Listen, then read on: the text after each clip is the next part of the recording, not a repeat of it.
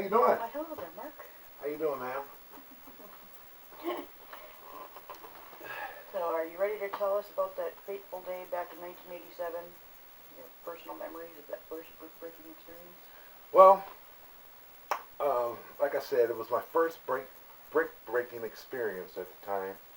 I have never tried to break a brick, anything like that. I always broke wood, plywood too, believe it or not.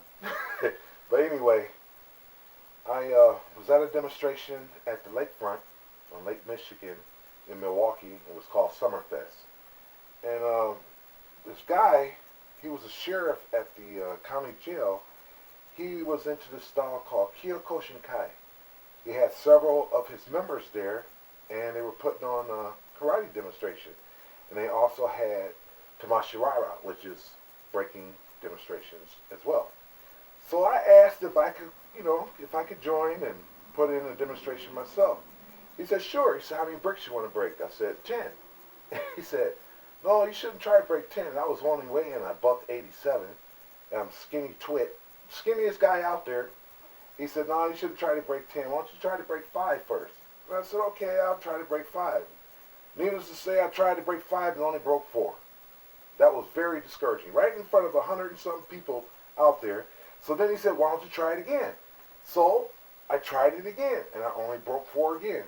I got so pissed off, so mad, so frustrated, that I stepped on the remaining brick that was left, and I also stepped on the cinder block and cracked the cinder block in the corner, which hurt my foot all over.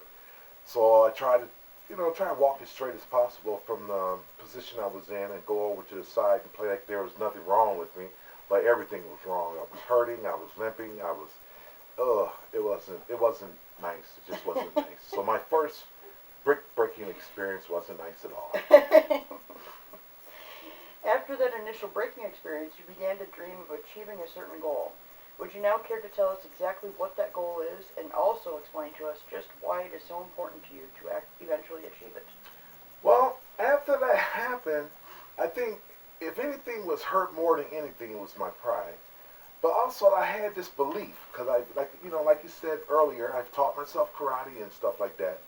But I have never been taught like the proper techniques or the proper mechanic.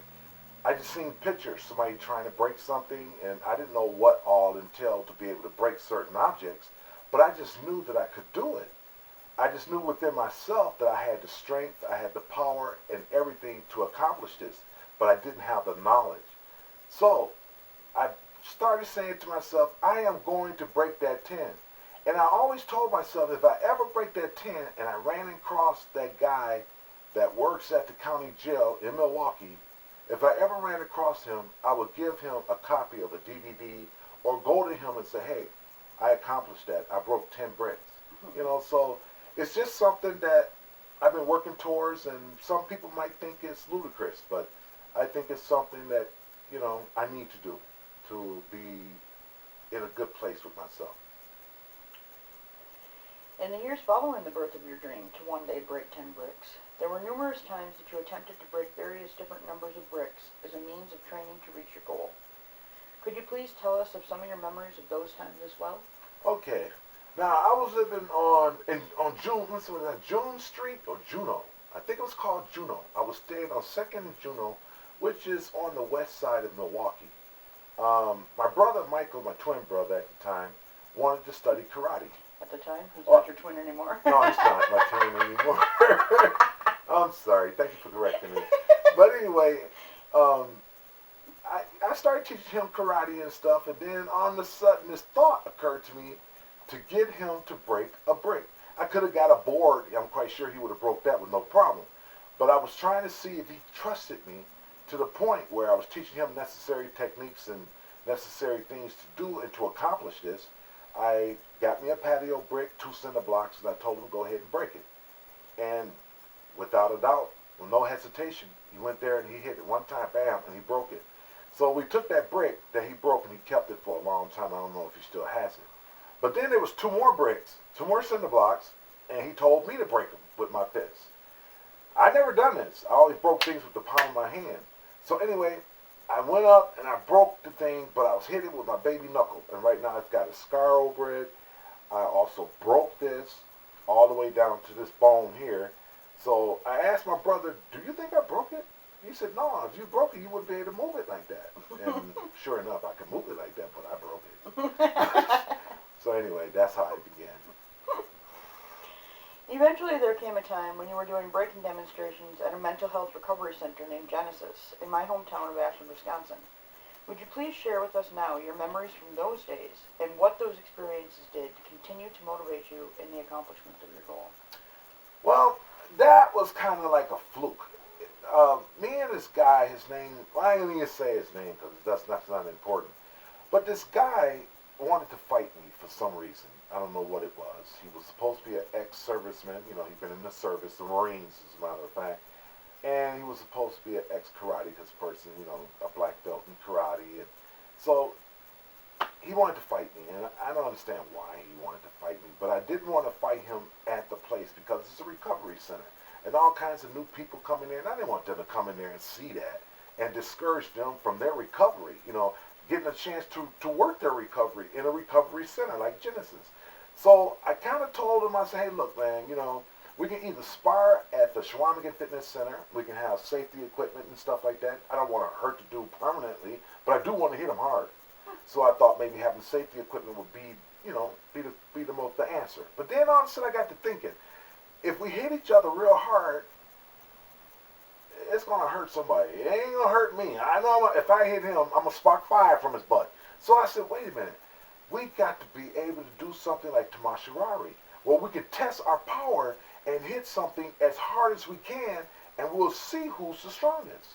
So I told him to meet me at Genesis a certain day and a certain evening and stuff like that. A certain time, he said, "Oh, no problem, I'll be there."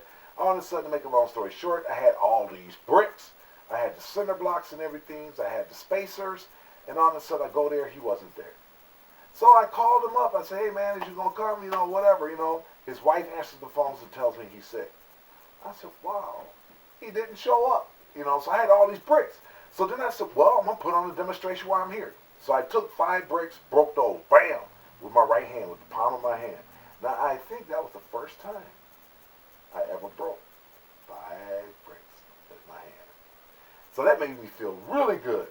So then I stacked up some more, like 6. Then I stacked up 7. Then I stacked up 3. And I broke 3 with my left hand. Never broke anything with my left hand.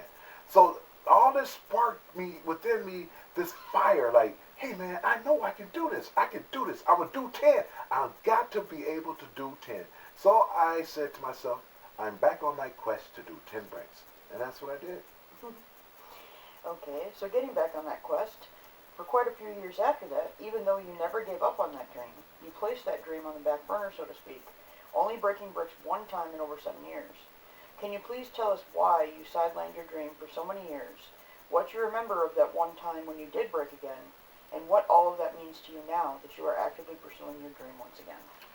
Well, the reason why I put that on the back burner, and I didn't really realize that that's what I did, a lot of people was coming to me and wanting to learn karate, get involved in the mixed martial art, whatever the case may be. I was teaching women's self-defense, so I was in a position where I was doing a lot of teaching.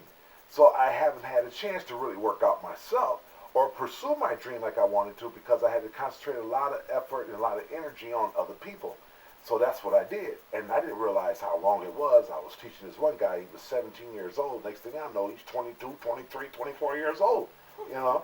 So I had been doing it for a while. I stayed in shape a little bit. And but then when I did finally do a breaking demonstration, it wasn't with patio bricks. It was with boards.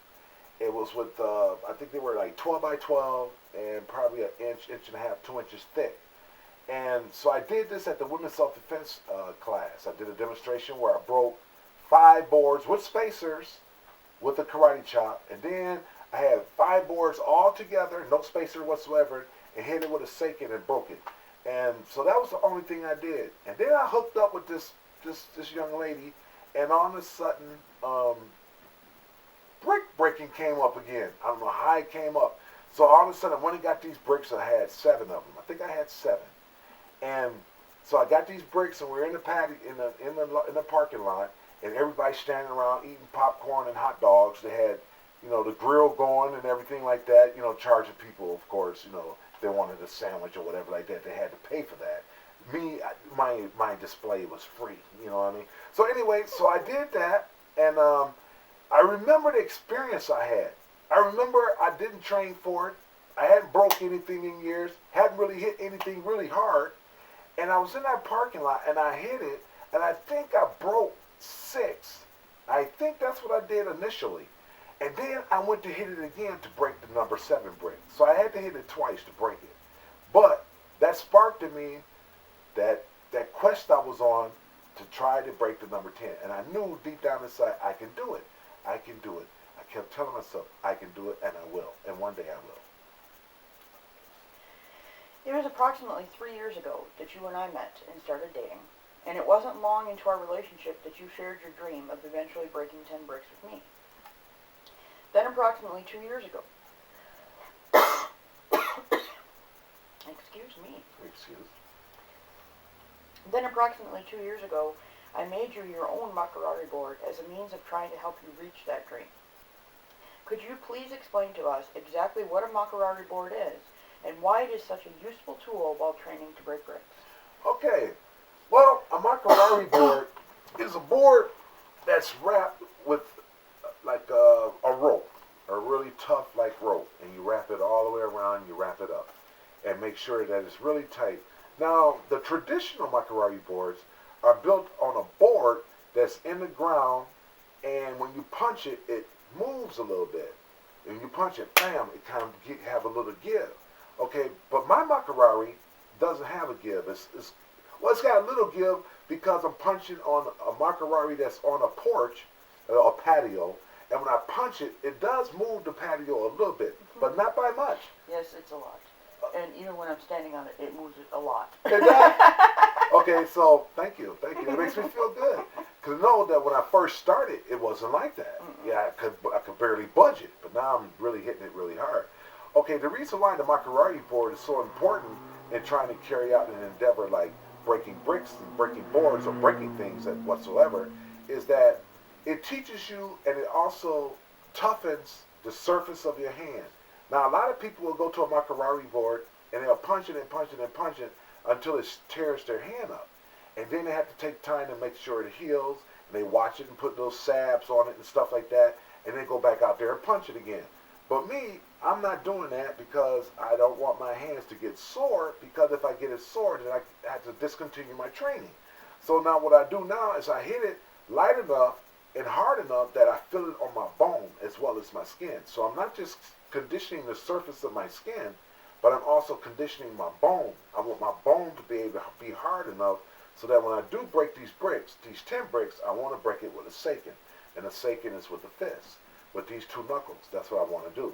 But anyway, I think that was the pivotal part in my training. Running into you, and you making this Makarari board has really put my training on the next level. And now I know, not only with your expertise in building certain things I may want and stuff like that, because you're real good at building and putting things together, I think you're going to help me out a lot as far as breaking these 10 bricks is concerned. Thank you. You're very welcome. Since you once again began training diligently to achieve your dream of breaking those 10 bricks, we have done a lot of research on different methods and techniques that have been helpful in learning the best approach to how to one day reach your goal. We have also done numerous brick breaking demonstrations as a means of putting these methods to the test, so to speak, breaking over 60 bricks just in 1 month alone. Through all of this, we learned not just what to do, but also what not to do, and we experienced many different highs and lows along the way. Would you care to share with us your personal thoughts on these recent experiences, as well as how they have helped to motivate you even further in the thought that one day you will break those 10 bricks? Well, like I said earlier, I knew karate, taught myself karate and stuff like that, but I didn't have the principles. I didn't have the principles. I didn't have the technique.